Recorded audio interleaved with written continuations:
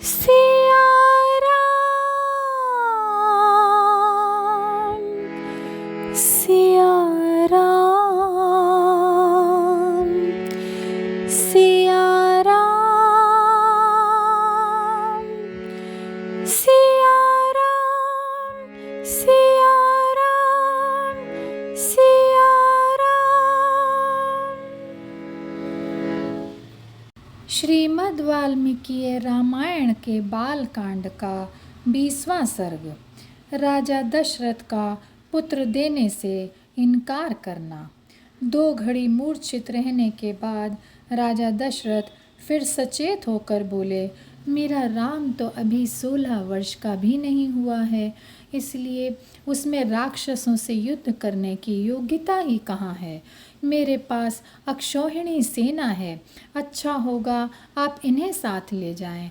राम का ले जाना किसी भी तरह उचित प्रतीत नहीं होता, कारण उसने अभी तक युद्ध की विद्या ही नहीं सीखी है। फिर राम के वियोग में मैं तो 2 घड़ी भी जीवित न रह सकूंगा। यदि आपकी इच्छा राम को ही ले जाने की है तो उनके साथ चतुरंगिणी सेना लेकर मैं भी चलूँगा।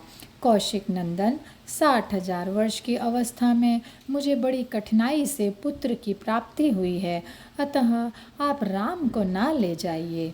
राजा दशरथ की बात सुनकर विश्वामित्र जी बोले, राजन, महर्षि पुलस्त्य वंशज विश्रवा मुनि का औरस पुत्र रावण बहुत ही बलशाली राक्षस है।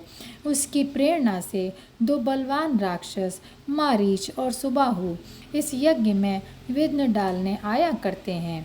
महर्षि विश्वामित्र की ऐसी बात सुनकर राजा दशरथ बोले, मुने, मेरा भी उस दुरात्मा रावण के सामने ठहरना कठिन है।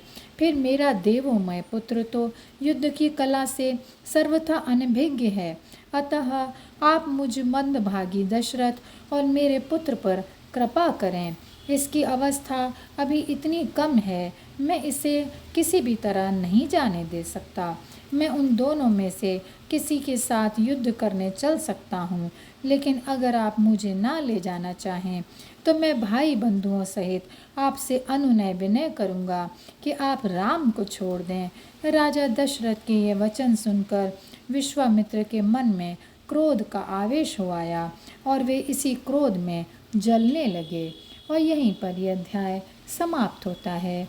जय सिया राम, जय सिया राम, जय सिया राम।